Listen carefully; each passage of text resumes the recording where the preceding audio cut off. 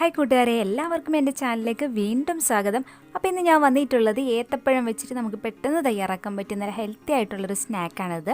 ഇത് ഗോതമ്പ് പൊടിയും ഏത്തപ്പഴം വെച്ചിട്ട് തയ്യാറാക്കുന്നതാണ്. നല്ല ടേസ്റ്റാണ്, എല്ലാവർക്കും ഇഷ്ടപ്പെടും.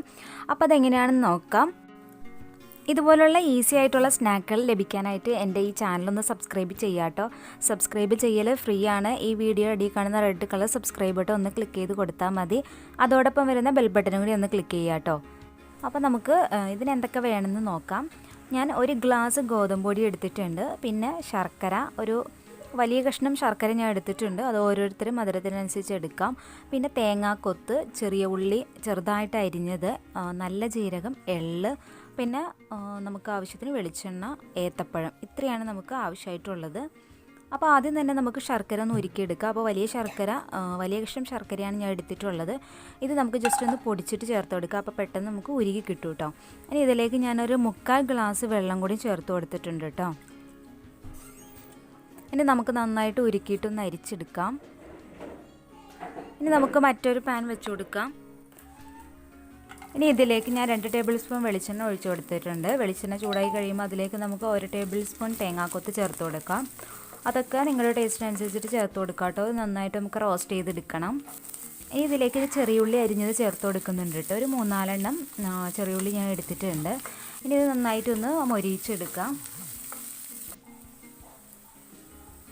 പിന്നെ ഇതിലേക്ക് വേണ്ടത് നല്ല ജീരകമാണ്. അതിൻ്റെ ടേസ്റ്റ് നിങ്ങൾക്ക് ഇഷ്ടമല്ലെങ്കിൽ നിങ്ങൾക്കത് സ്കിപ്പ് ചെയ്യാം കേട്ടോ. ഞാനൊരു 1/4 സ്പൂൺ ചേർത്ത് കൊടുത്തിട്ടുണ്ട്. പിന്നെ കറുത്ത എള്ള് നമ്മൾക്ക് ടേസ്റ്റ് ഇഷ്ടപ്പെടായികൊന്നും വരില്ല. അപ്പോൾ അതിലേക്ക് ഞാൻ 1 ടേബിൾ സ്പൂൺ കറുത്ത എള്ളും ചേർത്ത് കൊടുത്തിട്ടുണ്ട് കേട്ടോ. ഇനി ഇതിൽ നിന്ന് ഞാൻ കുറച്ച് മാറ്റി വെക്കുന്നുണ്ട്. നമുക്കത് ഡെക്കറേഷൻ ചെയ്യാനായിട്ടാണ്. ബാക്കിയുള്ളതിലേക്ക് നമുക്ക് പഴം അരിഞ്ഞ് വെച്ചിരിക്കുന്നത് ചേർത്ത് കൊടുക്കാം.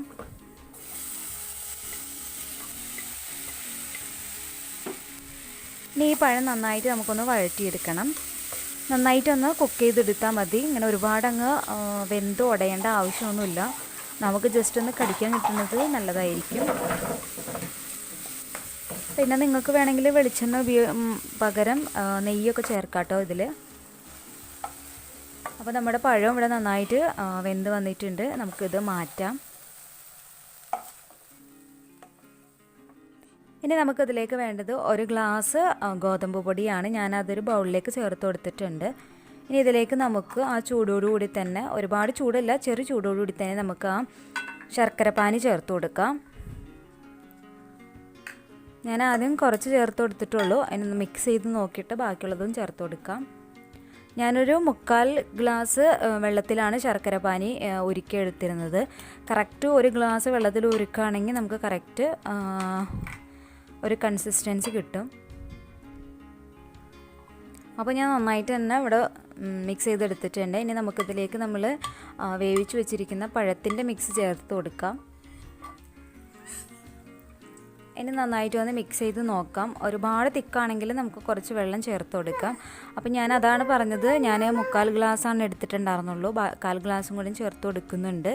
അപ്പോൾ നിങ്ങൾ ആദ്യമേ 1 ഗ്ലാസ് എടുത്തിട്ട് ശർക്കരപ്പാനി ഉണ്ടാക്കുകയാണെങ്കിൽ എക്സ്ട്രാ ചേർക്കേണ്ടി വരില്ല. അപ്പോൾ അത് മിക്സ് ചെയ്ത് നോക്കാം കേട്ടോ. പിന്നെ പഴം ചേർക്കുന്നത് എപ്പോഴും നിങ്ങളുടെ ഇഷ്ടത്തിന് ചേർക്കാം. ഒരുപാട് ആവണം എന്നുള്ളവർക്ക് ഒരുപാട് ചേർക്കാം, കുറയ്ക്കണം എന്നുള്ളവർക്ക് കുറയ്ക്കുകയും ചെയ്യാം കേട്ടോ. അപ്പോൾ അതനുസരിച്ചിട്ട് കുറച്ച് വെള്ളത്തിൻ്റെ വ്യത്യാസമൊക്കെ വരുന്നു. ഇനി നമുക്ക് ഇതിലേക്ക് നമ്മൾ ആദ്യമേ പഴമൊക്കെ വാട്ടിയെടുത്ത പാനിലേക്ക് തന്നെ ഒഴിച്ചു കൊടുക്കാം കേട്ടോ. അപ്പോൾ ഞാൻ 1 ടേബിൾ സ്പൂൺ വെളിച്ചെണ്ണ കൂടി ചേർത്ത് കൊടുത്തിട്ടുണ്ട് അതിലേക്ക്. ഇനി നമുക്കിതിൻ്റെ മുകൾ ഭാഗമൊക്കെ ഒന്ന് ലെവലാക്കി കൊടുക്കാം. അതിനുശേഷം നമ്മൾ എടുത്ത് വെച്ചിരിക്കുന്ന തേങ്ങാക്കൊത്തിൻ്റെയൊക്കെ ആ ഒരു മിക്സ് ഉണ്ടല്ലോ, അതിൽ നിന്ന് കുറച്ച് നമ്മൾ മാറ്റി വെച്ചിട്ടുണ്ടായിരുന്നില്ലേ, അത് നമുക്ക് ഡെക്കറേറ്റ് ചെയ്ത് കൊടുക്കാം കേട്ടോ.